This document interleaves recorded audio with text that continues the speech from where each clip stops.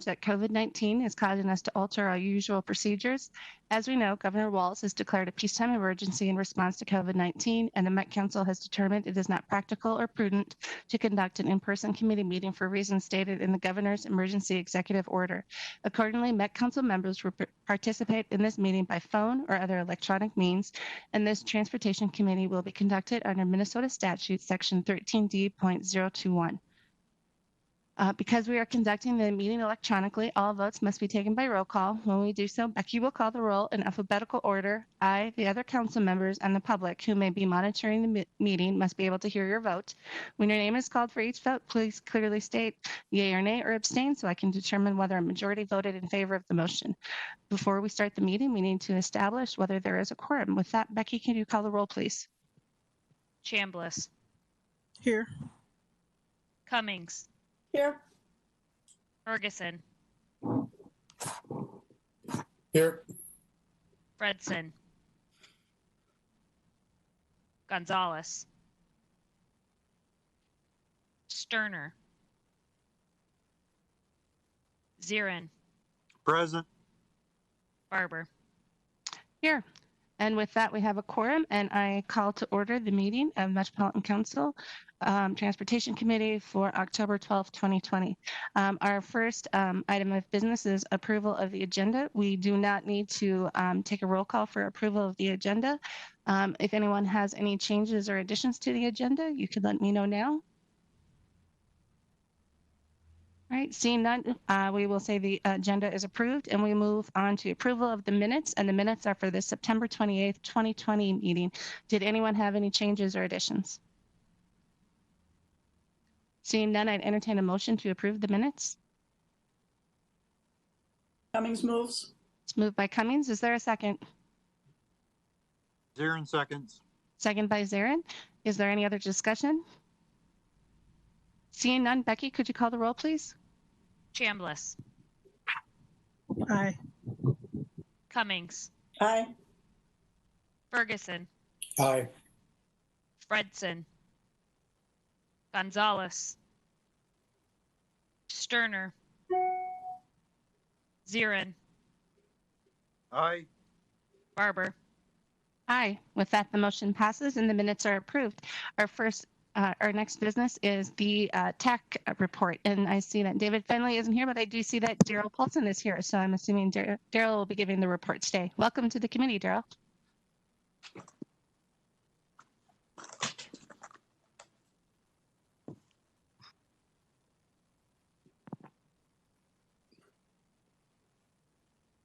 Oh, my mic is on. Sorry about that. There you go. Now I can hear you. I apologize. Can you hear me now? Yep. Okay.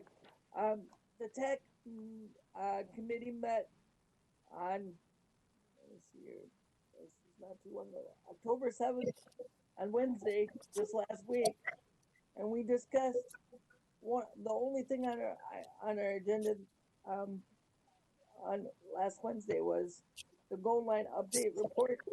So I'm here to update report to you.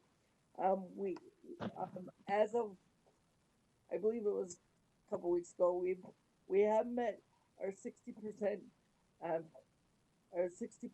design review, and it is currently, we're still open for public comment, and I believe that public comment ends in, I'm trying to do this all in one space here.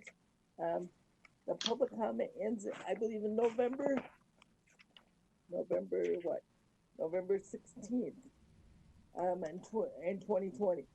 One of the things that I would love to say, and I do love our team as well, and I love the council as well, is I would love to give you just a little bit of an update of what we discussed. We discussed platform height, and we discussed whether or not we could use a 10-inch versus 11-inch or a 12-inch. And it looks like, because the 10-inch does, after some rigorous testing, the 10-inch platform design does meet our specs, and it does comply with the federal regulations, and it does meet the pursuant standard to operating procedures in the federal regulations, 36 CFR, and it's pursuant to the ADA as well. And it allows us the continued development and technical details to assist bus and docking minimums and improving customer experience. So really what that says to us and says to your committee is that we have to make sure we do our due diligence and provide rigorous training for those drivers, those operators, so that they can dock and get as close to that platform as they can, so we can eliminate the 3-inch gap as much as possible, so we can do a total roll on without having to deploy the ramp. But we do have the ability to deploy the ramp if they ask for it. So with that, I also say that we talked about some of the consistency of the station designs and the fact to have all your items that are listed within that that platform, have them consistent in every station design and every station platform. One of the things that was brought to my attention as I chaired the tech meeting last week was the real-time annunciator, the tone annunciator, or the tone indicator. How does somebody who is sight impaired or visually impaired find that tone indicator if they don't know where it is particularly? Is it going to be periodically? Is it going to tell my blind or sight impaired colleagues that yes, you can press this button to get detailed information? I mean, we don't know those things, but so I do know that was something that we feel is doable and it's done. But one of the other things that was mentioned to us was, I believe it was the Hazel station, or the Hazel, if I'm pronouncing that right, where it's like you have to cross a very busy intersection and you have to sit in the medium in order to cross the second part of it. My sight impaired folks said that it is very difficult to even cross that intersection, even if the cars or everything chooses to work out in their favor. So they asked us to revisit that. So we did ask the team to go back and look at that, and they'll bring us another update probably in the next couple months. With that, that is all I have. I can stand for questions. I mean, I have more details if you want, but I think that's enough. Thank you very much. Do council members have any questions for Mr. Paulson? Councilmember Chambliss.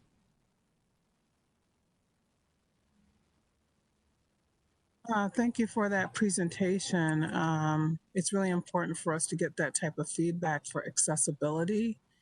And I'm sure that you're going to bring that to our transportation team and engineers to see and check on the feasibility and the way that we can be supportive. So I just wanted to say that and encourage you to follow up with our transportation managers. Absolutely. Thank you. Okay. Any additional questions? All right, seeing that, thank you, Daryl, and thanks really to the committee. The work that you guys do is very helpful, and I think that it really helps provide good insight and really gives us an opportunity to improve our projects as we're doing them. So thank you so much, and I'm really glad to see you here today. Thank you, Chair. Thank you. All right, then next we're on to MTS Director Thompson. Thank you, Madam Chair. Can you hear me? Yes, I can. A couple updates. As has been the cycle for the past few weeks, the Governor's Blue Ribbon Committee met today They're on the same cycle as the Transportation Committee. Today's topics were around transit governance, and the committee heard two presentations. The first was from House research staff, who gave a broad overview of transit in Minnesota and in detail for our region. They covered statutory authority, funding, system operators, some of the efficiency measures, and then finance. And it kind of concluded with a statement that you all know that transit finance is complex and that there are many entities involved. And I don't think that's a surprise to anyone on this committee. The second presentation was covered the findings of the 2011 Legislative Auditor's Report on Transit Governance. And the state auditor who conducted that report back in 2011 produced the findings, did reflect on that the auditor, she had not updated any of the information for what has happened since 2011, but felt several of the findings were still relevant. Again, it was a good overview of how complex transit is and all the different entities involved.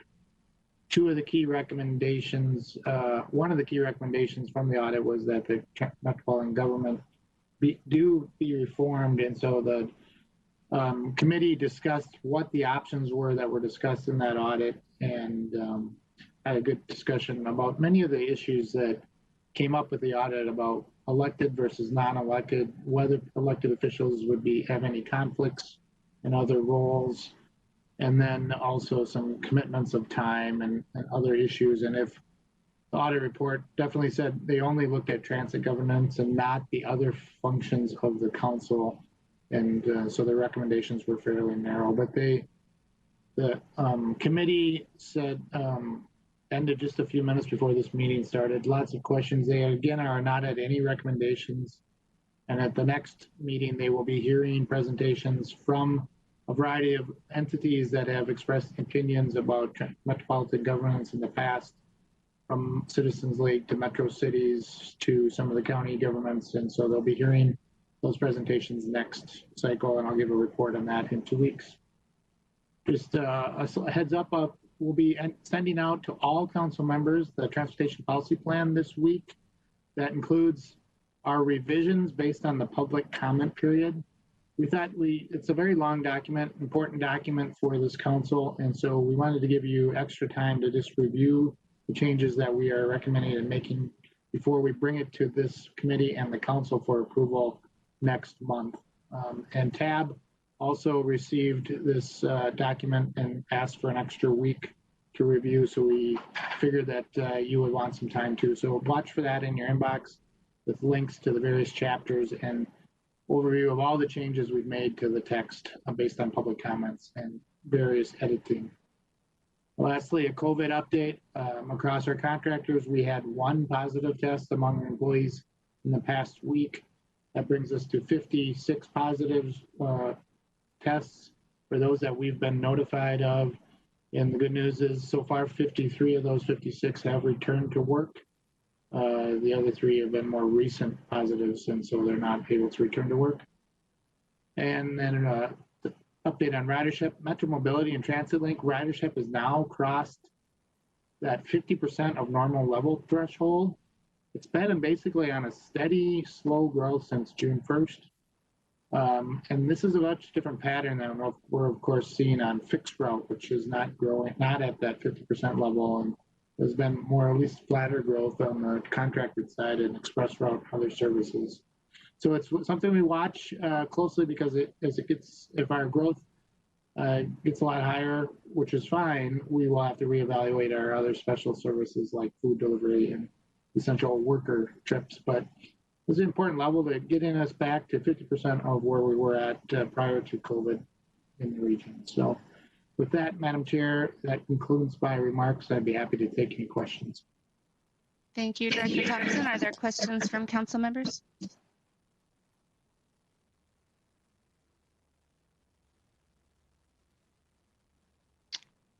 All right, thanks, Nick. Seeing none, we'll move on to General Manager Koistra. Thank you, Madam Chair. I'll start with a COVID update. We continue to monitor the number of employees at Metro Transit who have been confirmed to have had COVID. We are up to 107 cases from the start of the pandemic. through October 11th. Since the 9/28 meeting, 8 new confirmed cases in the last 2 weeks, 3 operators, 5 non-operators, 3 from Ruta Garage, 2 from Blue Line, 1 from Finance, 1 from Haywood Garage, and 1 from Nicollet Garage. The fact that they're spread out is of course important in knowing that there's not a community spread occurring in one of our locations, and that's been the pattern throughout these months of experiencing the COVID issues. To date, monthly totals have been, give you a sense of where they've been and where we're heading. Is April there was 6, May with 27, June 11, July 11, August 26, September 18, and October thus far 7, and that roughly fits the pattern of what we're seeing in case growth and case declines across the state.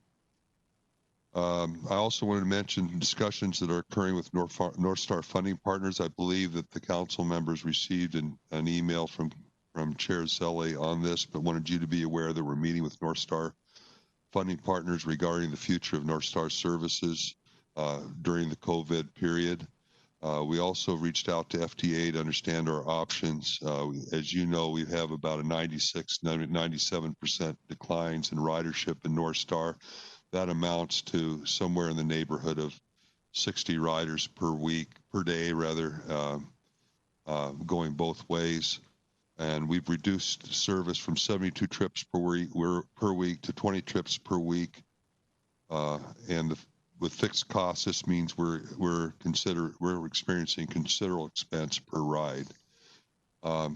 In general, this is the time of year where we meet with all our funding partners to talk about budgets, because as funding partners, they of course have a vested interest in our budget going forward in 2021.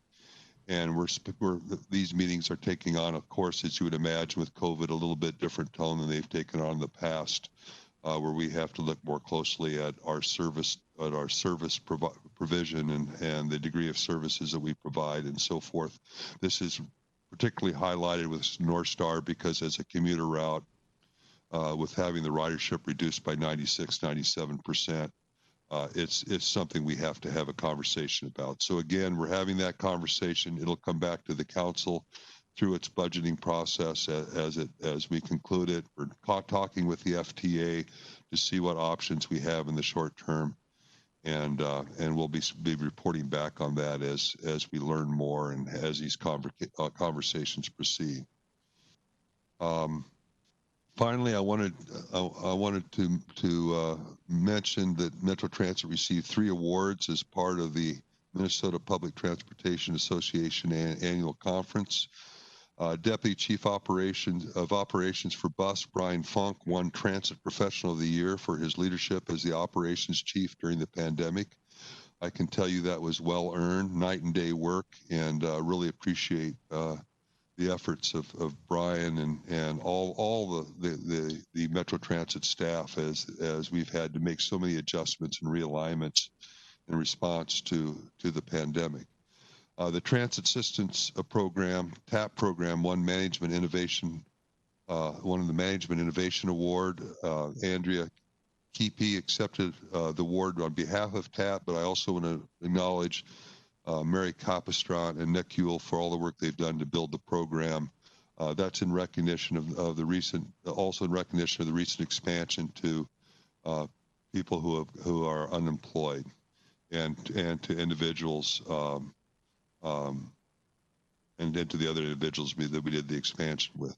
And then Melanie Benson received Operator of the Year Award. Melanie's been an operator with us for 44 years. I believe she drives the 23 and has developed over a long period of time a unique relationship with her riders, and well-deserved. And so it's just great to see the recognition that people are getting and have earned and deserved, and it comes well-timed with all the other more difficult issues we have to deal with.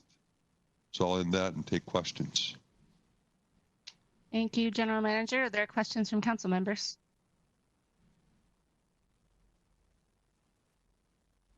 I don't see any, but on behalf of the committee, please reach out and congratulate Brian, the TAP program team, and Melanie. That's all fantastic. And it's really, we know they do a great job, and it's really, really exciting when you see somebody who has worked with us for 44 years. And to find people that stick with an organization tells me that, you know, even through some tough times, we do some things right. So send our congratulations on to all of them and to you. And she still loves her work, Madam Chair. That's what she assured me. She loves it. So that's great. After 44 years, that's something. That is good. And we all need some good news these days. So I'm going to take that and enjoy this moment. So congratulations to them all. So then now we can move on to our business items. There are no items on consent. Our first business item is business item 2020-254. It's Southwest LRT SEH contract amendment. And we have Jim Alexander here. All right, thank you, Madam Chair. Can you hear me okay? Yes, I can. All right, well, I'd like to introduce 2020-254. I'm Jim Alexander, Project Director for the Southwest LRT. This item has to do with a contract amendment to SEH, that's short, Elliott Hendrickson.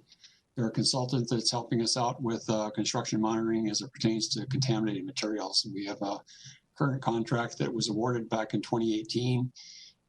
Slightly over 2.1 million, and we need to amend that contract to bring it up to nearly 3 million. And the reason why we need to do that is when this contract was first initially let, we didn't really have a good feel about how the construction was going to be done. We didn't have the contractor on board at that time, and we have since really monitored how the construction is going, and there's more work locations than were originally anticipated, and plus the additional longer work hours that are going on right now. We need to lift this contract up a bit. So the proposed action is that the Metropolitan Council approve a sole source contract amendment for short Elliott Hendrickson for construction monitoring for contaminated materials to add $853,380 for a total contract amount of $2,998,986. And just want to note that in terms of the DBE, the Disadvantaged Business Enterprise contribution that the contractor has, or the consultant has been doing so far, they had a goal of 15%, and they're doing very well at just under 23% as of July of 2020. So with that, Madam Chair, I'll be glad to take any questions. Thank you, Jim. Any questions from council members? Councilmember Cummings. Thank you, Chair. It's more of a comment than a question, but I think in a project that is this complex, I mean, and it's the largest in the state has ever undertaken, but to lay down a 15-mile in a city that is going full bore and is an unbelievable project to undertake. And I know how dedicated you and your staff are to making sure that it is done correctly. You can't anticipate everything until you get into it. Is anybody who's done anything even small, like a home repair, or you bump the wall and you find some surprises? So I just would thank you and your team for the work that you're doing to pay attention and keep the project moving forward. It's very exciting, and within the entire region, the entire state is going to benefit mightily when this is completed. So thank you for all that you're doing. Thank you. All right, additional questions or comments from council members? All right, seeing none, I'd entertain a motion to approve business item 2020-254. Cummings moves approval. Moved by Cummings. Is there a second? Chambliss seconds. Second by Chambliss. Any other discussion? Seeing none, Becky, could you call the roll? Chambliss, Aye. Cummings, Aye. Ferguson, Aye. Fredson, Aye. Gonzalez, Sterner, Zirin, Aye. Barber. Aye. With that, the motion carries. Thank you, Jim. And we get to have you for the second one. It's business item 2020-255, which is Southwest LRT subordinate funding agreement with MnDOT. All right, thank you, Madam Chair. Well, I'd just like to start off with, I see there's a couple of items with MnDOT this afternoon. Just want to point out that MnDOT is a very important partner on these projects. We've been partnering with MnDOT on all the rail projects in the region here, and they're a key component to our success. And we want to keep that going on. And so what this item has to do with an SFA, subordinate funding agreement, for the 2021 construction year, and that really provides staff support to the project. And they primarily help us out in the right-of-way field, but also in construction, and there's also design support as well. And so this action would call for the Metropolitan Council to authorize the regional administrator to negotiate and execute a subordinate funding agreement, number 13, to the master funding agreement with the Minnesota Department of Transportation for 2021 SWLRT staff support in a total amount not to exceed $2.2 million. With that, I'll be available for any questions. All right, thank you, Jim. Are there questions from council members? All right, seeing none, I would entertain a motion to approve business item. Hold on, it's wrong on the agenda or the business item, 2020-255. Cummings moves approval. It's moved by Cummings. Is there a second?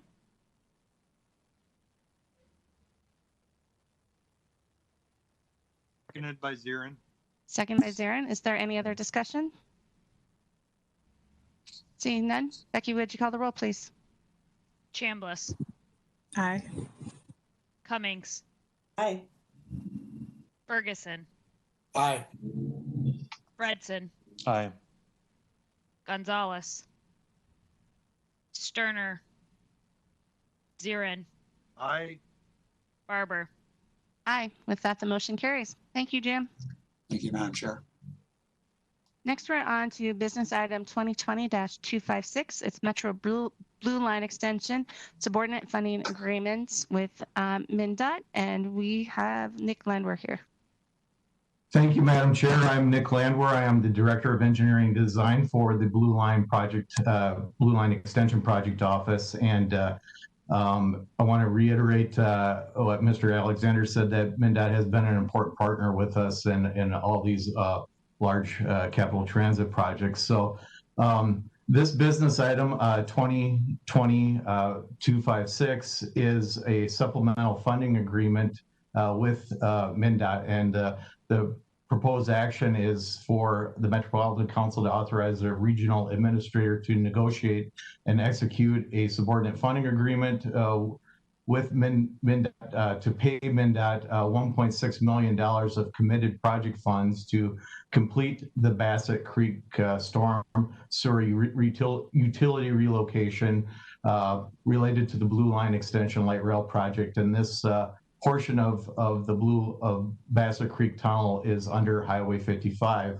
So a little history for this project is that MnDOT contributed $3.25 million to the project for both the construction of a new Bassett Creek Tunnel under Highway 55 and the removal of the existing 130-plus-year-old tunnel from underneath Highway 55. And in 2018, the project office constructed the new section of tunnel underneath Highway 55 with the anticipation of completing the removal of the project with the Blue Line Extension construction. And since that construction was delayed, we considered doing this project earlier this spring as a standalone project, but there was concerns of impacts to the neighborhood with the existing Glenwood closure due to Southwest construction. So we were asked to hold off on removing that section of tunnel. So with the undetermined project construction timeline for Blue Line and potential BLRT alignment adjustments due to BNSF negotiations, MnDOT has decided they would complete the removal of this project after Glenwood project has reopened.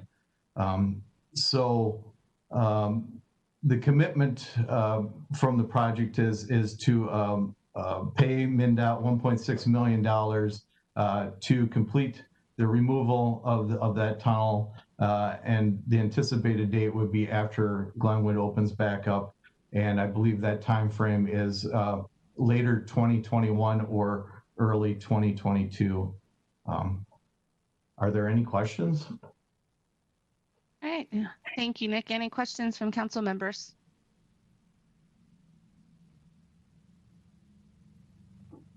All right. Seeing none, I'd entertain a motion to approve business item 2020-256. Chambliss makes a motion to approve. Moved by Chambliss. Is there a second? Cummings, second. Seconded by Cummings. Is there any other discussion? Seeing none, Becky, would you call the roll? Chambliss, Aye. Cummings, Aye. Ferguson, Aye. Fredson, Aye. Gonzalez, Sterner, Zirin, Aye. Barber. Aye. With that, the motion carries. Thank you very much, Nick. Next, we're on to business item 2020-267.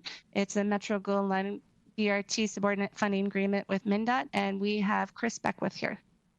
Thank you, Madam Chair, committee members. I am Chris Beckwith, the project director for the Gold Line, and I am presenting the third of the trio of MnDOT SFA subordinate funding agreement business items to you today. This is for the Gold Line, and this is for an amount of $1,550,017. The difference between the Gold Line SFA with MnDOT, which is our fifth SFA, it's for 2021 work like the other two, but ours actually is in the design phase. So the Gold Line is 60% complete with our design. So MnDOT is supporting us with a little bit different roles. So they are helping with design support, environmental oversight, utility coordination, and right-of-way management activities. And we would also seek to move forward with keeping MnDOT on our team moving into construction as well. So you'll see us back annually for this. So the proposed action is that the Met Council authorize the regional administrator to negotiate and execute the Metro Gold Line subordinate funding agreement number 5 with MnDOT for an amount not to exceed $1,550,017. And I will stand for any questions. All right. Thank you, Chris. Are there any questions from council members? All right. Seeing none, I'd entertain a motion to approve business item 2020-267.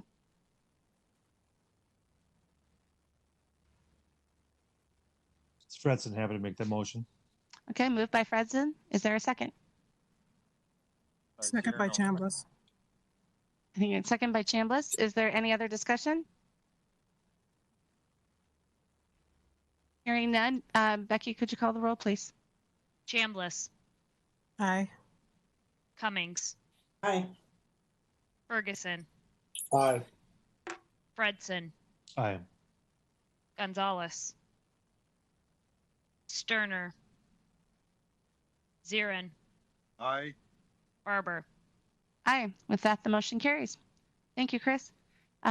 With that, we're done with our business for the evening. I think all 4 of those items can go on consent to the full council unless I hear objection. All right, we will do that. Next, we're on to information items. The first one is our Microtransit Pilot Project. We have Merida Clouda here. Thank you, Madam Chair and council members. Oh, I see it's already up on the screen, so thanks, Craig. Thanks for the opportunity to share this exciting pilot project with you this afternoon.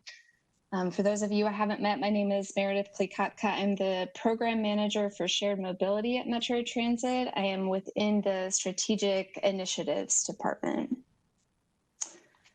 So next slide, please. Thank you. So a little bit about the background for the Microtransit Pilot in general, what shared mobility is. For a quick snapshot, shared mobility is just generally transportation services that are shared amongst users. So transit technically falls into that category, but it's more traditionally associated with things that are on a technology-enabled platform. So you see some photos there of Nice Ride, which is an e-bike share, and a scooter share. So those are some examples of shared mobility that have been deployed around the Twin Cities region.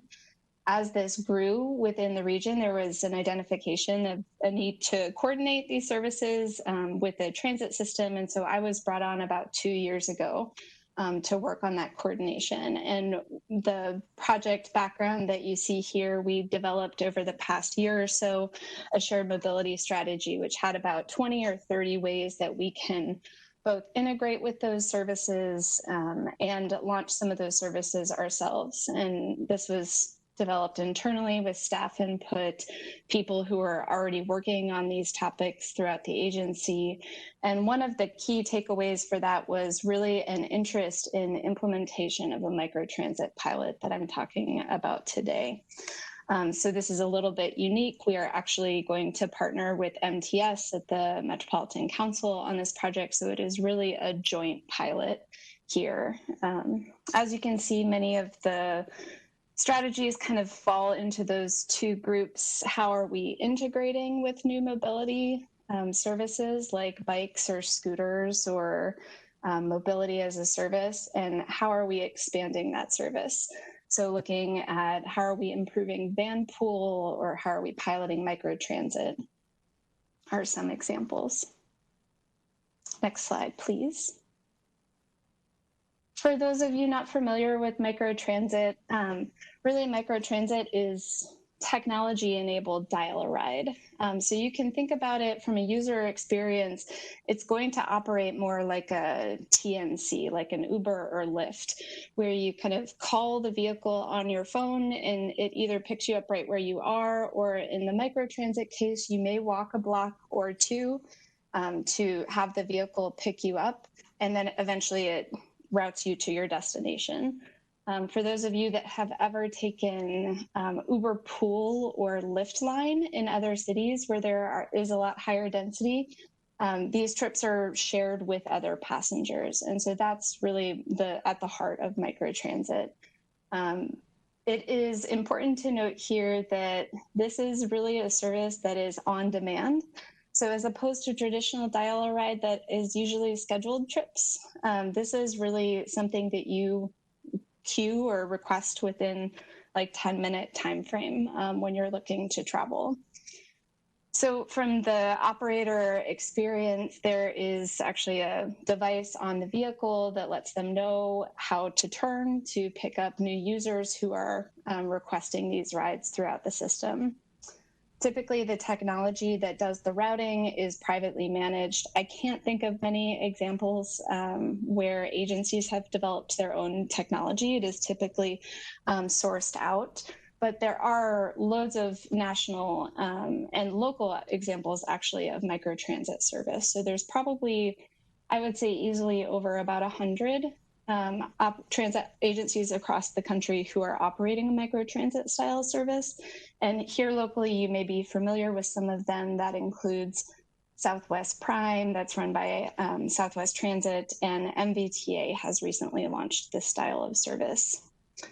There is a lot of ways that you can launch microtransit, and really it depends on your goals.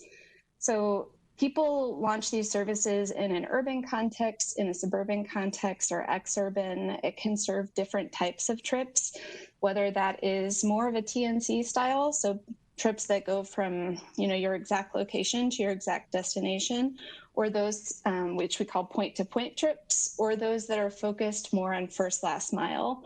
So services that are around a particular transit station or a BRT station that either pick you up or drop you off at those high frequency services.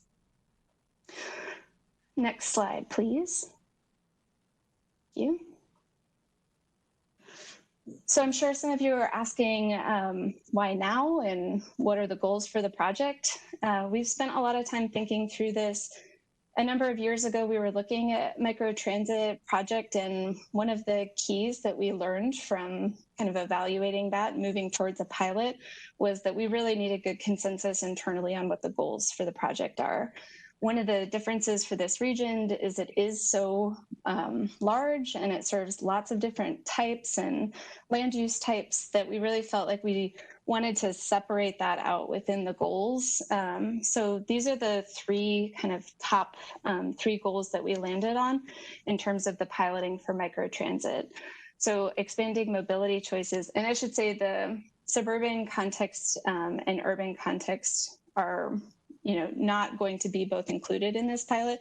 We're really focusing on those two bolded at the top. So expanding mobility choices, especially for low income areas and BIPOC communities. And number two, expanding access to high frequency fixed route and transit ways. So really thinking about how are we leveraging the services that we're already providing through a community to build on those existing assets. So some of the reasons that we're looking to do a pilot right now, one is that the industry is evolving and really maturing. So as I said, there are loads of agencies who have done microtransit, who've been running it for a number of years. There are lots of key lessons learned and lots of publications coming out around kind of best practice around engagement and marketing. Also, the FTA has more formalized microtransit in their kind of service repertoire. So they did a program called Mobility on Demand, which was a sandbox project. They're on the second or third iteration of that, and they really took microtransit and said, let's test a lot of things with different agencies across the country, both from a technology or a service delivery or user experience, and said, what lessons can we learn from that? And so we're finding lots of information and good data coming out of those. The second is, and I'll talk about this a lot later, is really project partners. So Ford approached us with an opportunity to partner on a first last mile pilot that we felt was really well aligned with the goals that you see here. And so we are going to be pursuing that. The next I'll cover is really just need for some innovation and innovative ideas in challenging times. I pulled some articles about how other agencies have been using their microtransit services during COVID, similar to the innovation that we've been using on our dial-a-ride service and Nick's team has been pursuing. So for example, LA, you see in that lower article, was able to flex their service in the microtransit zones to cover particular areas that were harder hit than other communities. So the last one, I will get into this a little bit later, but this is also an opportunity for us to leverage our own investment in GTFS real-time. So GTFS real-time is launching, I think, in the past couple weeks. This pilot is specifically focused on how does the real-time availability of information for when a transit vehicle is arriving, how do we connect that to microtransit service? So from a user experience, how are we decreasing wait times from transferring from one vehicle to the other to reduce overall trip time that we know is really important to our customers? Next slide, please.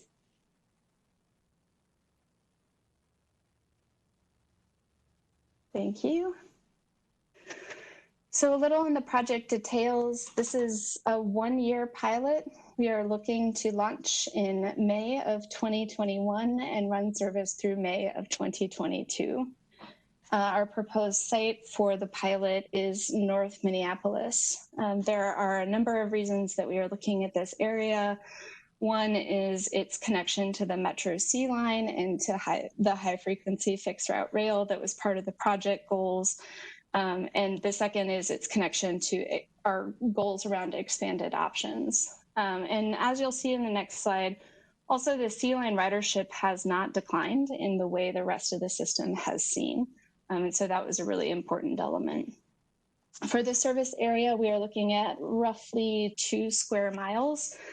So it's relatively small service area, and it's probably 2 to 3 stations. Many of those details are yet to be worked out, but we have 5 vehicles that we're going to be running, so servicing 2 to 3 stations. As you can see, there's lots of service details to work out. Both the service area, even from when we have been showing partners this map, we understand that we're not hitting some of the higher density housing in that middle section, so that we have to be sure to pick up those areas. Days of the week, which hours of the day the service is going to run, and then a big focus on what is the fare policy around this, since we haven't run a microtransit service before, and what our policy around transfers is. Next slide, please. So a little on the project background and the Ford opportunity. So this Ford project is actually a Department of Energy grant that Ford received both with the city of Seattle, and they were looking for a Midwest partner. Some of the reasons that this was a really good alignment with our priorities is that connection to the GTFS real-time data. So this really is a cutting-edge microtransit approach. This hasn't been done in the country to make a specific connection with the availability of where the vehicles are and to make for a better customer experience and lower wait times. But also there is technical support that Ford can bring to the table, which is supporting on survey and simulation and evaluation. Some of the other kind of elements of the project is the collaboration with Transloc software. So you can think of the software as it is actually the screen that is navigating the driver and telling them when there is a passenger to pick up along the route. That's Transloc, so they will be doing training on drivers and providing the software piece of that. And the last one really is that direct funding. So as part of the project, DOE provided direct funding to the pilot cities that cuts the year-long pilot by cost to about a third, which really enabled us to run the service for a full year and really get some good information and data and user experience out of it. And so the graph that you see there, this change in ridership, that was, as I explained previously, you'll see the about roughly 40% ridership loss on the C line over the course of COVID, as opposed to really close to 70% on the rest of the system. So that we know that this is providing a value add for people who are taking this service every day. And with that, next slide, please. So next steps, the implementation task force kickoff, we actually had that earlier today. So that was the first really internal meeting where we met with all of the departments and talked through the project. This is going to require a lot of coordination both across MTS and Metro Transit. Our next phase is really engaging with stakeholders. So obviously partnership with the city of Minneapolis and Hennepin County is going to be critical. So we will begin engaging with them probably this week. Next, we'll be looking at planning for public engagement and branding, the marketing and communications. I don't want to underemphasize these elements because from the literature coming out in the industry, that engagement and branding and marketing is really a critical piece of microtransit success. Next, as you can imagine, some of the items that will come across your all's desk or computer screens will be the contracting and procurement side of the project. So similar to how we would do planning at the Metro Transit side, and if we were contracting out operations through MTS, this is going to be a similar setup. So you might see one or two contracts come across the Transportation Committee for approval in the next couple months. And other than that, the service planning, of course, operations coordination, and then the fare policy and technology, which is going to be a big piece of the project. And so with that, Madam Chair, I think that concludes my remarks, and I'm happy to answer any questions. Thank you, Meredith. Are there questions from council members?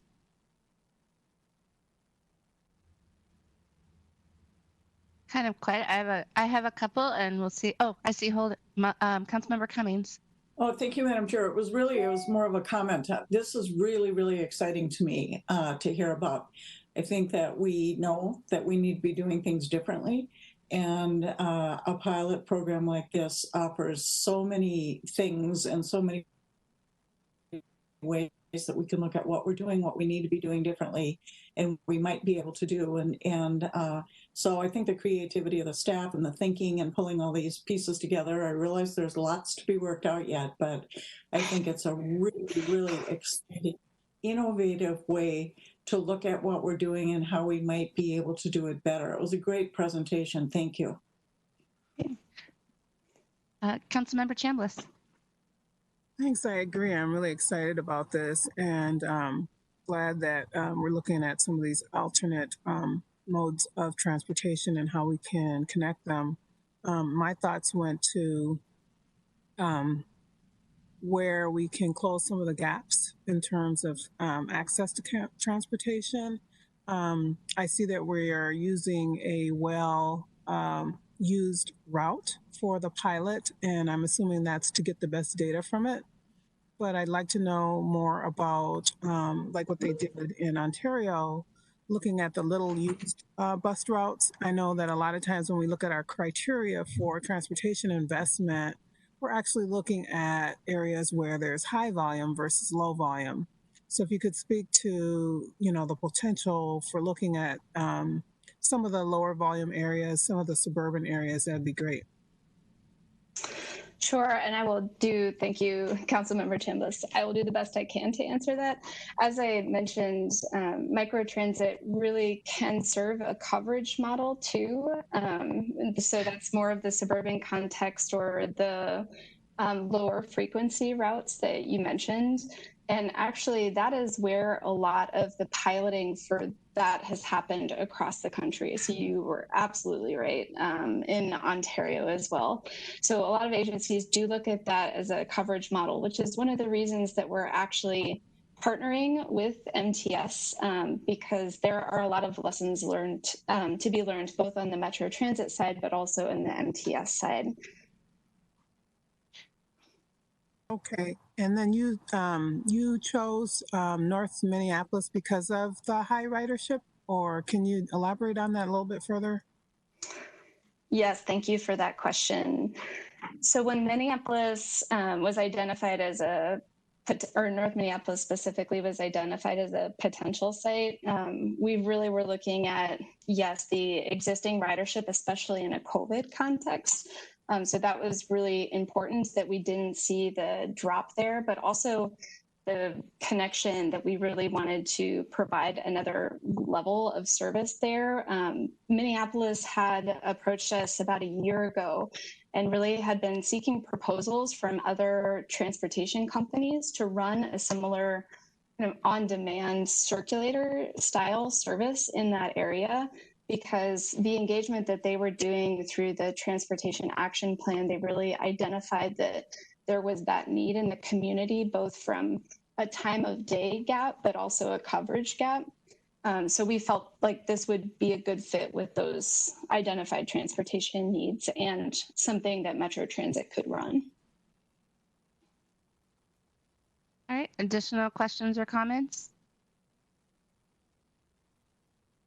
Okay, I have a couple of quick ones. So, Meredith, how would you, like if somebody was to ask us, what is the difference between microtransit and transit link? Because especially in the outer areas, we have transit link service in some places. Yes, thank you, Madam Chair. The difference is that it is on demand. So as opposed to transit link, which really relies on scheduled rides and maybe 24 hours in advance reservation. I don't exactly know the rules around that, so I might be misstating them. This is really technology enabled. So you would request a trip from this vehicle as soon as you want the trip, really within 10 minutes of when you were looking to depart. Perfect. I'm very excited about it. The next one I had, so you mentioned the public engagement, branding, marketing, that side of it. One example we have in our region of microtransit is Southwest Prime. You mentioned this, Southwest Transit has a service, and I think, having sort of that outreach and branding that they did around that has been sort of key to their success. How do you approach something like that when it's something that, lives within our broader marketing and branding? Thank you, Madam Chair. That is a tough question. One of the ways that we're looking to engage with the community is really around education of what the service is. So since we haven't done this style trip in the urban core, there's going to be a big hurdle in getting people familiar with the service and how it operates. So there'll be lots of education related to that. We will also be doing some specific engagement with groups leading up to the launch. And then 3 months in, we're going to go to the users of the service and help. This is pretty standard practice for microtransit service, is to have the users evaluate the service 3 months in and make adjustments like service area or time of day. One of the nice things about microtransit is that you can flex the boundaries of the service area just digitally. And so it makes it much easier to execute those small changes. So that's some of the ways. Perfect. Well, thank you. I know we've been talking about this for a while, so I'm really excited to see it coming together. And also, just to highlight that I think it's really great that we have a project working with MTS and Microtransit together. I think it's a great way to utilize internal resources and expertise, so I'm very excited to see that. So thank you very much. Look forward to hearing more as we move through this. So thank you, Meredith. Great. Thanks, Madam Chair. All right, we're on to our last information item. It's the capital budget presentation. We have Ed Petrie and Heather Augustin-Huebner here to take us through this. Good afternoon, Chair. Ed Petrie, can you hear me? Yes, I can. Great, that sounds good. Okay, once again, Ed Petrie, Metro Transit, and Heather? Heather Augustin-Huebner from MTS.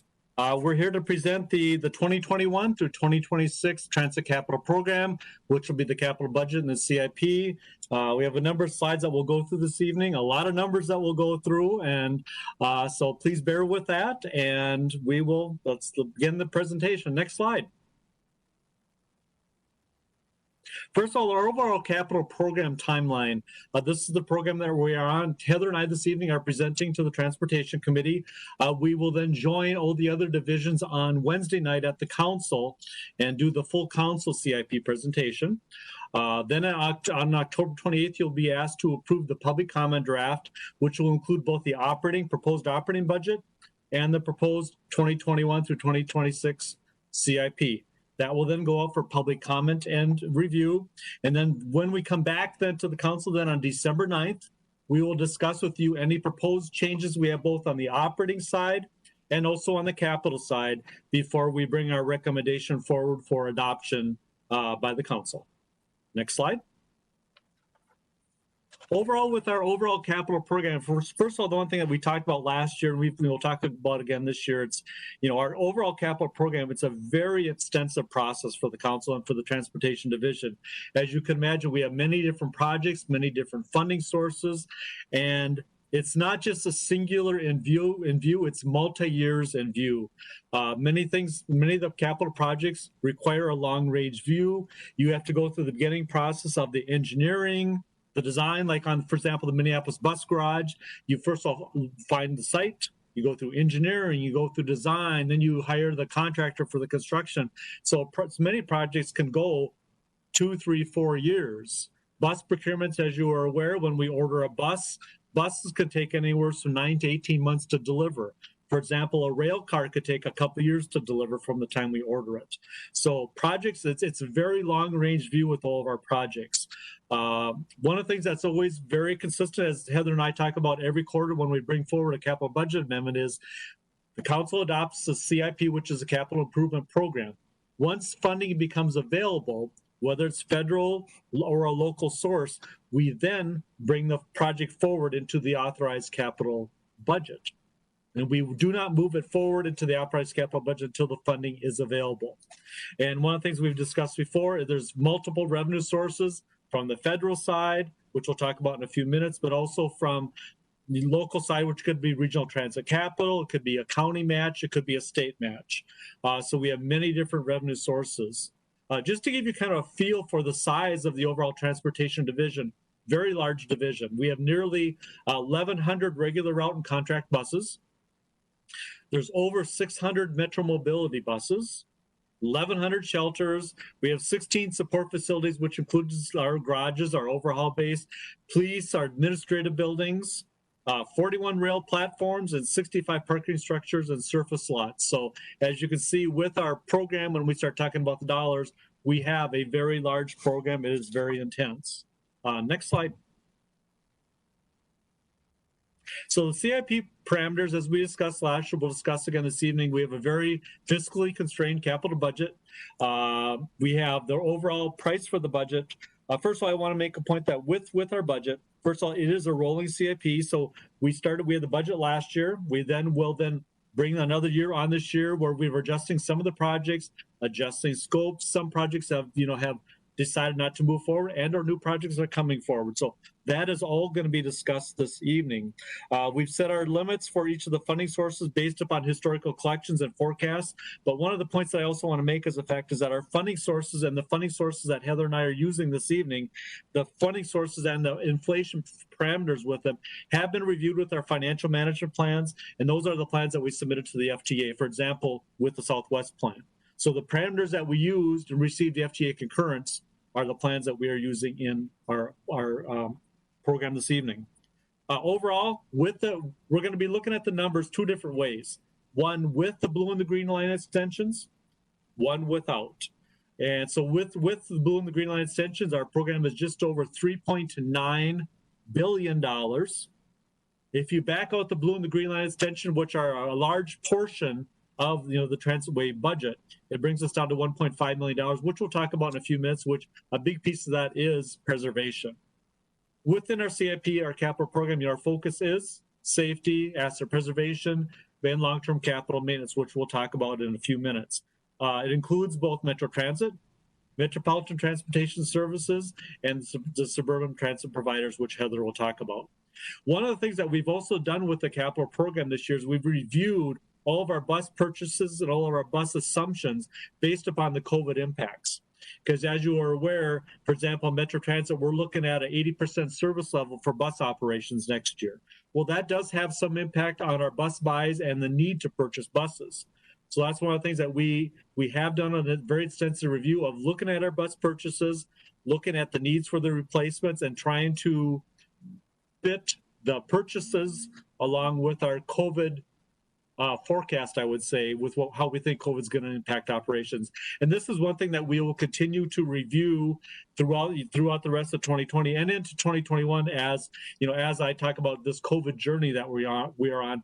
As we hopefully start to come out of this COVID journey, we'll have to review then our bus purchase assumptions and make adjustments. And if we need any adjustments, we will come back to the council and we'll talk to you about it at that time. Next slide. So overall, the capital program, I kind of referenced this early. Within our plan, our regional transit capital, now this is the bonding authority that we get from the legislature on an annualized basis. Regional transit capital is that legislative authority. It's backed by real estate taxes, but this is generally our local match for federal dollars. Generally, when we do a federal grant, for example, like to purchase buses, our general grant is at an 80-20 split, 80% federal, 20% local match. So we use the regional transit capital to match our federal dollars.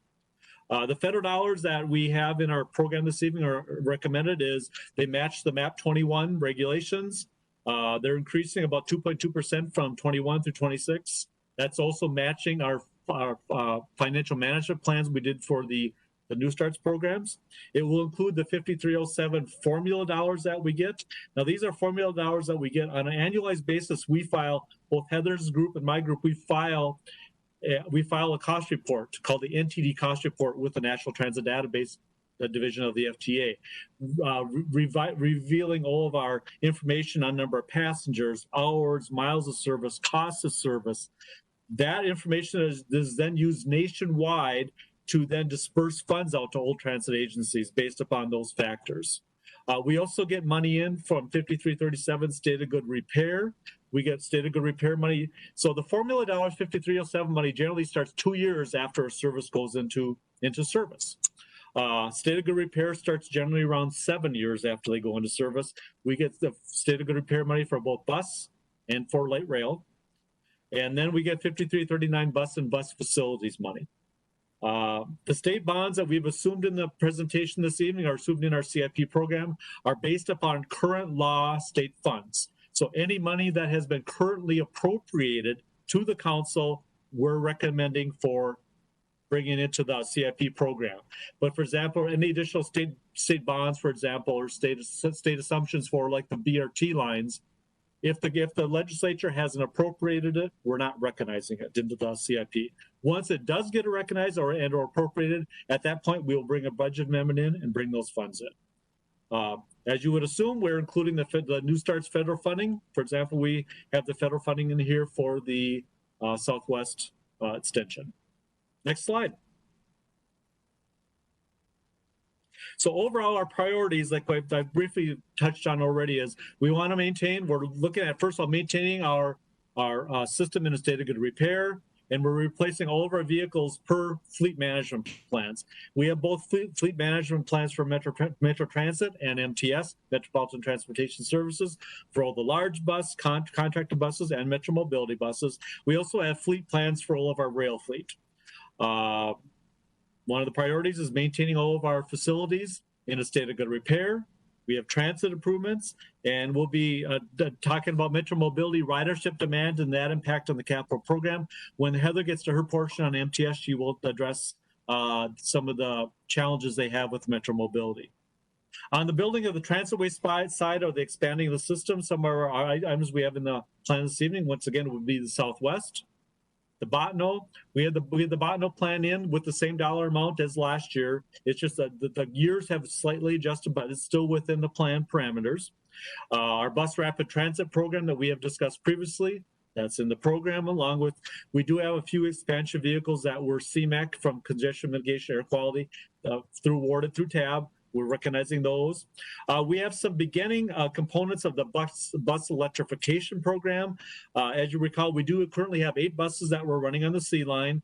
We do have some minor dollars in here for some bus electric infrastructure, some more charging stations, those types of items.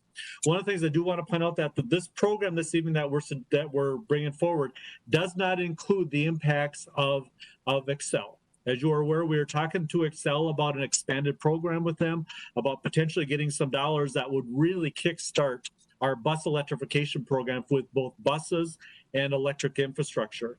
Since those funds have not been approved yet, we're not recognizing them this evening in the program, but over the next few months, if we are lucky enough to get the funding from Excel for the electric program, we would then bring it forward via budget amendment. We would bring those funds in along with the electric buses and electric bus infrastructure. We do have the final pieces of our new Minneapolis bus garage included in this program, and support and customer facilities and some technology. Next slide. Equity priorities. One of the things that we want to talk about this evening is we do have a number of equity priorities that we are continually analyzing and continuing to analyze moving forward. First of all, we want to make sure that we're meeting all the ADA growth and demand with Metro Mobility, which Heather will talk about. All of our buses that we replace, they're replaced based upon regional bus standards across the region. So they're consistent across the region. We have a very good program that we're working on right now with the better bus stops and improvements to better bus stops. And so we have that included in our program this evening. We're also looking at, we also have some dollars set aside for, we're calling it customer experience improvements. One of the things that Wes and Leslie are working with folks at Microtransit is looking at improvements to equity, different items that we can do to improve the equity experience for our customer. So we do have a set aside of some dollars within our capital budget that as these programs are more solidified and identified, we will then bring those dollars into those programs. So we do have that set aside built into this program. We have our ADA, our bus stop program we've talked about before, improvements to public facilities and capital improvements to them, and to our bus stops, which would include lighting, heating, and shelter, and those types of items. One of the other thing too is we do have some capital development, as we talked about, for our ABRTs. Our ABRT lines, one is once again going through areas that will have some major equity improvements for us. So that's one of the things, we do have the dollars in here for some service expansion with the ABRTs. Next slide. Asset management plan that I've already talked about, our asset management plan. Originally, we filed our plan with the FTA in 2018. We have to review the plan on an annualized basis and give updates to the FTA. So just want to stress that once again, this is a plan per the FTA, per MAP 21 requirements, and our CIP is following the MAP 21 requirements along with annual updates to the FTA. Next slide. Now we get to the fun part of, well, I think anyway, the fun part of the presentation. We're going to start talking numbers here. So first of all, the capital program, as we talked about, it's a $3.9 billion program. And as you can see from this slide, as you would assume, it's mainly predominated by 74% of it is the transit ways, which the biggest piece of that would be the blue line and the green line extensions. The next piece is fleet, which is all of the fleet, the replacement of our fleet, both large buses, Metropolitan mobility buses, contracted services buses, about $792 million, or 20% of the budget. We have some costs in for both public and support facilities, and some of the other costs, which would include technology, fare collection equipment updates to our fare collection equipment, and fare collection system upgrades. Overall, within the plan, our 2021 through 2026, our overall spending, future spending includes, there's $489 million worth of projects that are currently authorized in the capital budget that have dollars remaining that will spend out in 2021 and thereafter, and then the additional spending of this $3.9 million for the new CIP. Next slide. Okay, now this slide goes over how we're going to pay for everything. We're assuming about 66% of the revenue will come from federal sources. A large portion of that would be 5307 money, but also all the New Start programs. We also have the counties in here at 24%, which would be local county support, which would mainly be on the New Start programs. We have regional transit capital, as I talked about, from our bonding authority, $332 million at 8%. We do have the CMAQ funds in there from $102 million, or 2% of our budget. Now, this is money, once again, that was awarded through the TAB process for some of the BRT lines for buses and some construction. And then we have a small amount of state money in there of about $4.8 million. But it's mainly predominated with the federal sources, which would be, a lot of it would be formula dollars and the New Starts funds. Next slide. Okay, so let's talk about how we're going to use the money or by objective. On the left-hand side, the uses by the funds, as you can see, once again, $2.9 million of transit ways, but we're going to spend it, as we talked about before, on fleet, customer facilities, support facilities, technology, and the other capital needs. But on the other side, you can see on the uses by objective, it's transit ways, preservation, expansion, small amount of expansion, and then transit way preservation. Next slide. Okay, so if we back out the Metro Green Line and the Metro Blue Line extensions, now you get a flavor for how we look just as our base operating system that's currently operating today. It's about a $1.5 billion program from 2021 through 2026. Somewhat, the revenues are a little consistent with what you saw before. About 59% of our revenue, or just over $900 million, will come from the federal government. Now, these funds would come from mainly 5307 formula dollars, 5337 state of good repair, and 5339 bus and bus facilities. We do have some our regional transit capital, which we will use for the local match. We do have some local county money of just over $200 million, and then our CMAQ money, as we had discussed. Next slide. So let's do the same breakdown here between the uses and by categories and by objective. As you can see, 51% of our budget is for fleet.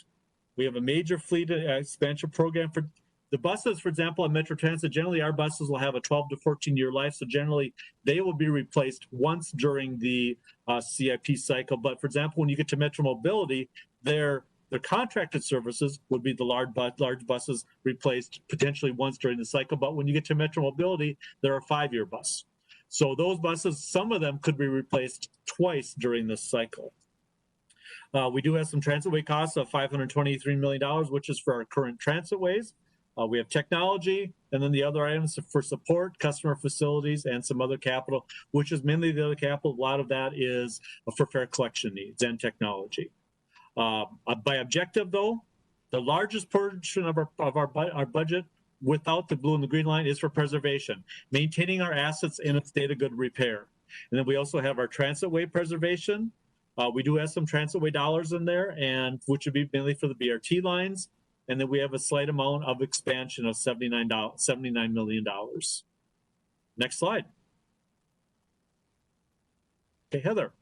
Okay, so I'm just going to continue what Ed has already started, and what we're going to do for you from here on is we're just going to drill down for more details of the capital program. So we're going to start off with MTS, and just as a brief reminder, that includes contracted fixed route, Metro Mobility, the Suburban Transit Provider Capital Program, and Transit Link. Next slide, please.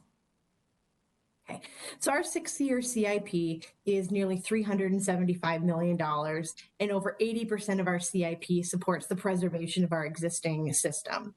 We fund our preservation needs, like Ed said earlier, at the higher level through a combination of federal dollars and regional transit capital bonds. Fleet preservation accounts for nearly 3/4 of the MTS budget, and it includes replacement of large and small buses for suburban transit providers, MTS fixed route, Transit Link, and Metro Mobility. Just if you want to look over on the right-hand side, so I talked a little bit about what the fleet represents, but our technology, the yellow square or the yellow triangle, it's really primarily technology needed to make our system run. And in the case of MTS, it's primarily on-bus technology. Examples of that would be fare collection equipment, cameras, computers, radios, that sort of thing. The facility section of MTS is really pretty small. It's only about $3.5 million. And that's a project to modernize the MVTA Burnsville bus garage. So Ed talked earlier about asset preservation. One of the exercises the transportation division did is we assessed all of the facilities in the entire region. And of the bus facilities, the MVTA Burnsville bus garage ranked the lowest. MVTA went out and got a successful grant from the federal government and the council. We are providing the $700,000 local match. So that's just one way of how we use asset management to prioritize funding. The other category of just shy of $23 million consists of suburban transit provider projects that they self-identify, and some projects that we run regionally, including engine and transmission replacement and midlife bus rehabs. And that's really another tool that we use to keep our fleet in a state of good repair. So if it's halfway through a bus replacement cycle and we need new seats and some other things to make it safer, comfortable, cleaner, we'll go ahead and take care of that. Next slide, please. So between 2021 and 26, we have about $65 million in expansion plan. So similar to our preservation budget, expansion is primarily funded with RTC and federal funds. This chart does specifically call out CMAQ federal funding. One of the roles that we play with the suburban transit provider expansion projects is we help provide the local match through the regional solicitation process. So how that generally works is the region provides a 20% capital match as funding isn't available. So what we do in our capital program is we fully fund one CMAQ project every year. And that would include the federal money and then the local match. So that's one of the pieces of expansion that you'll see here. And then as specific projects are awarded through the regional solicitation, you'll start to see those individual project names in our capital program. The other half of the expansion piece is Metro Mobility expansion. And I'm going to talk a little bit more about that on the next slide. So why don't we transition there, please? So Metro Mobility continues to be the story, not only on the operating side of the budget, but on the capital side of our budget. The MTS fleet, and that includes our contracted routes, Metro Mobility routes, and suburban transit provider buses. You can see just that the picture tells what's going on. Our expansion is driven by two things. One is CMAQ expansion projects from suburban transit providers, but the vast majority of our expansion is Metro Mobility growth. Metro Mobility fleet is a service. The service and the fleet is not like a contracted bus or a Metro Transit bus. You know, if you're running a regular route, you can have up to 40 or 50 people on that bus. With Metro Mobility, it's just a very different service model, and there's fewer passengers that you can put on a bus and still meet federal service requirements. So as Metro Mobility ridership increases, so does the fleet. Metmo has grown 120% from 2004 to 2020. That's 290 to 634 buses. Our capital program, our CIP, we have 271 expansion buses programmed. By 2026, we project the Metmo fleet will be to nearly 900 buses, and that represents a 210% growth since 2004. So we're continuing to figure out how to manage Metro mobility growth because at this rate, it is going to chew up all of our federal funding, and we can see out in the future there will be a year where we're not going to be able to fund all of the fleet replacement. We know that's out there. It's not anywhere in the imminent future, but it is something that we're keeping a really, really close eye on. And the other thing, like Ed mentioned, we're continuing to take a look at what COVID is doing to our ridership. Metro mobility ridership is bouncing back faster than regular route, but we're still taking that into consideration as we're placing bus purchases. Next slide, please. So conservatively, over $120 million of our CIP is dedicated for suburban transit provider projects. This includes replacement buses, and it includes the CMAQ expansion buses. So how this works is the funding is not going to be the same amount every year for every provider, but there's going to be some heavy ebbs and flows in there depending on bus replacement cycles. So let's talk about MBTA. In 1 year, we may have a really high dollar amount dedicated to MBTA if they have a bunch of like a 40-foot bus replacements, because those are really expensive buses. And then you might see it go down for a couple years and then up for a couple years. The important thing to just remember is that in our CIP, we replace 100% of the suburban transit provider buses. This category in this $120 million bucket also includes regional technology like fare box replacement. Suburban transit providers also earn dollars through federal reporting. Ed talked earlier in the presentation about NTD reporting. Suburban providers essentially earn those same dollars too. So we have a formula, we allocate those to each individual provider, and then they self-identify the projects. The council has historically defederalized those projects for the suburban transit providers. So we basically give them RTC generally in lieu of the federal dollars. That makes it easier for the suburban transit providers. It makes it easier for us, and it seems to be an approach that everybody appreciates. There's a couple CMAQ specific awarded projects that are in our CIP. We are providing the council match to that. A couple of those include the Southwest Mobility Hub, the MBTA Orange Line Connector, and then that MBTA Burnsville Bus Garage that I mentioned earlier. And with that, I'm going to hand it back over to Ed to talk about Metro Transit. So next slide, please. Thank you, Heather. Okay, just like Heather stated, for Metro Transit, I will do a deeper dive down, a deeper drill down into the Metro Transit side of the CIP. The CIP, once again, would include Metro Transit Bus, our Metro Blue Line and the Green Line, North Star Commuter Rail, as we talked about, both the Blue and the Green Line extensions and the Orange Line. And then it's an additional ABRTs. Next slide. So as Heather did, first I'll talk about the maintenance of the system, then I'll go into expansion. Overall, the maintenance of our system for the 6-year CIP 21 through 26 is just over $659 million. You can see on the federal side, it's basically 75% of it would be covered by federal sources, and 25% of it would be the RTC from regional bonding as the local match. During this 6-year CIP, we would plan to replace 577 of our large buses at Metro Transit, which would include 427 standard buses, 116 RTICs, and 34 coaches. As we had talked about earlier, and as also Heather talked about too, the same with ours, we've reviewed all of our bus purchases along with the COVID impacts on our service and have adjusted our bus needs based upon what we think we're going to need currently for COVID, and then as we start coming out of the COVID impacts. As we talked about though, our base budget does not include the electric bus program. We currently have 8 buses that we're using on the C line, but we have no additional dollars in here for additional buses and we just have a minimal amount for some additional electric charging infrastructure, but no additional buses. But as you're aware that we are working again with Excel on the electric bus program, which would cover both cost for buses and the infrastructure charging stations. And if it happens to be approved, we would bring that in hopefully in early 2021 into the CIP and into the capital budget. We also have dollars set aside for support facilities and repair. First of all, the fleet down below, as we just talked about, that is about 75% of our budget.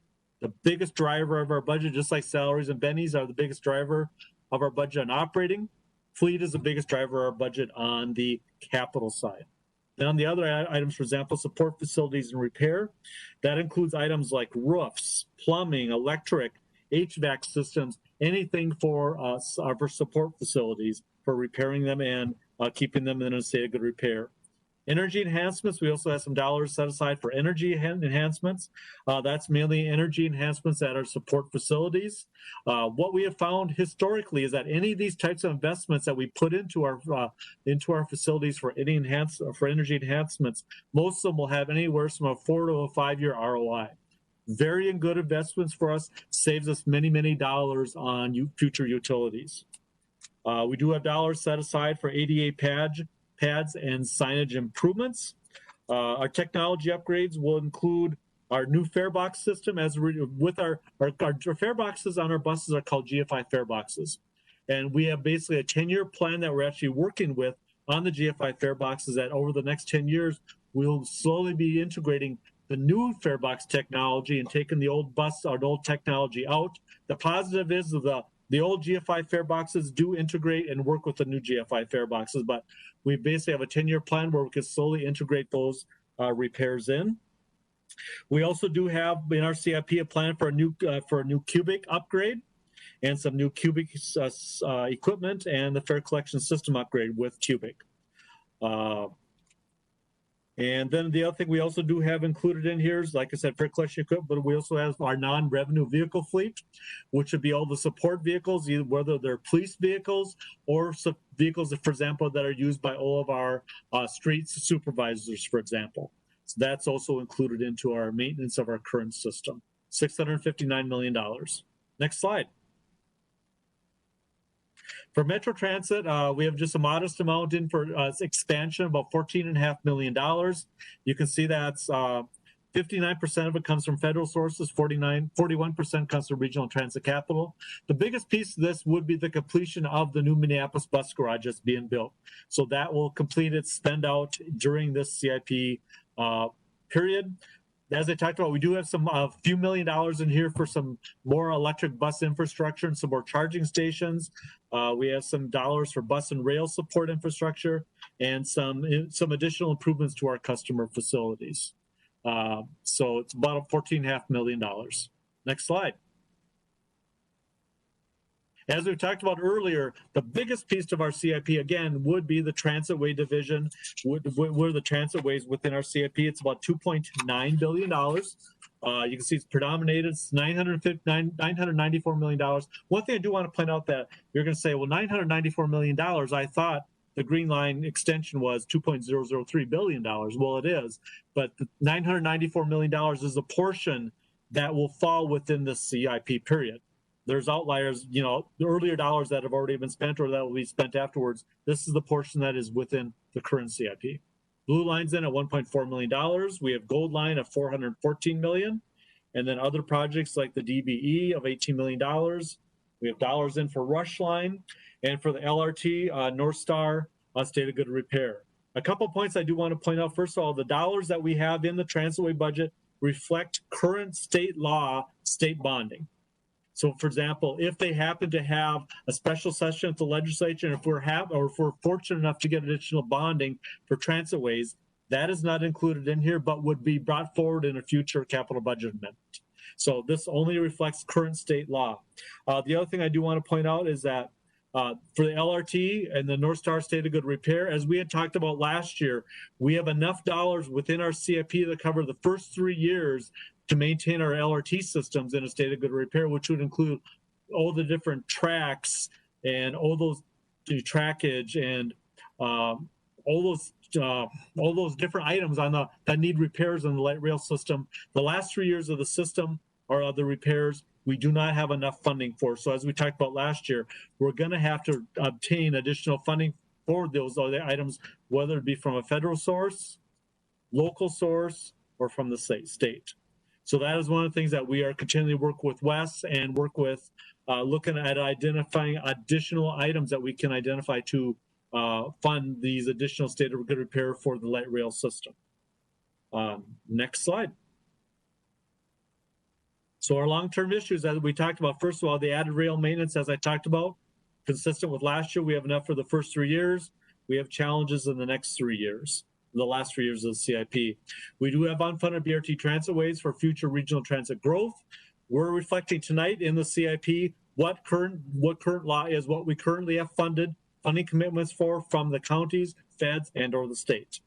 MAP 21, as we talked about, does require us to maintain our assets in a state of good repair, which we are trying to maintain and match the MAP 21 guidelines and report to the FTA on an annualized basis. And Heather has addressed the mobility growth on Metro Mobility. Next slide. So it brings us back to the capital timeline. Heather and I will be back on Wednesday night to the council along with ES, Parks, etc., and do the 2021 through 26 presentation to the council. Then it'll be brought back to the council on October 28th as part of the public comment draft, along with the operating budget. If it's approved by the council, it then goes out for its public comment period and review. We will then come back to the council then on December 9th, bring forward any changes that we will have. For example, like on the operating side, we will get a new state of Minnesota forecast for motor vehicle sales tax in November. When we adopt the budget in December, we will reflect the new state of Minnesota MVES forecast. We will also then reflect any changes that we might have. For example, if we'd happen to have Excel money between now and the end of the year before adoption, we would bring that in with the public hearing or with the final adoption in December. So, but we would make sure that any changes, both operating and capital, between the public hearing draft and their final recommendation, we will discuss that in detail with the council before adoption. So with that, Chair Committee members, Heather and I have concluded our presentation and would stand for any questions. Thank you, Heather and Ed. All right, any questions? Councilmember Chambliss. Thank you, Chair, and thanks for the continued updates, Mr. Petrie and Augustine Hugh. So I'm kind of curious. We've known about this metro mobility growth for some time. I'm just curious, do we have like AARP advocates to talk to the legislature about what kind of support they need? Is that happening? Or other organizations similar to that for senior support? Knowing that many of the seniors use metro mobility and also the disabled. Chair, council members, I think I may bring Nick Thompson in for a hand on this one. He's a little closer to some of the Metro Mobility operations than I am, although I do know there's a very heavy advocacy community connected with Metro Mobility, but I'll let Nick talk to that a little bit more. Madam Chair, council member, that's a great question. It's an issue we've been talking about at the legislature. Well, first of all, can you hear me okay? Okay. Yep. It's an issue we've been talking about at the legislature for several years. And the legislature made the first step, I think, on the operating budget tonight. We're talking about capital. They made the first step on the operating budget last year by separating out Metro Mobility budget to a separate line item. I think that was a recognition that Metro Mobility is unique and important for the region and can't be put in competition to other services. We've mentioned the capital issue and we will continue. I think it's a longer term issue. So there's nothing urgent at the legislature that was brought to them. But we do definitely have our advocates. I think AARP and many different advocates have been advocating for the importance of this service. And it is truly one of those, I would say, bipartisan services at the legislature too, that gets a receptive ear no matter what party you're from. And so, nothing we've asked, we haven't specifically asked for anything on the capital side, but it's an issue we've brought up because we knew it's one that's coming in the future. Okay, thank you. I appreciate it's having its own separate line item from the operating side, and if we can just kind of continue down that road. knowing that, you know, the growth is going to continue. That's great. So much appreciated. Thank you.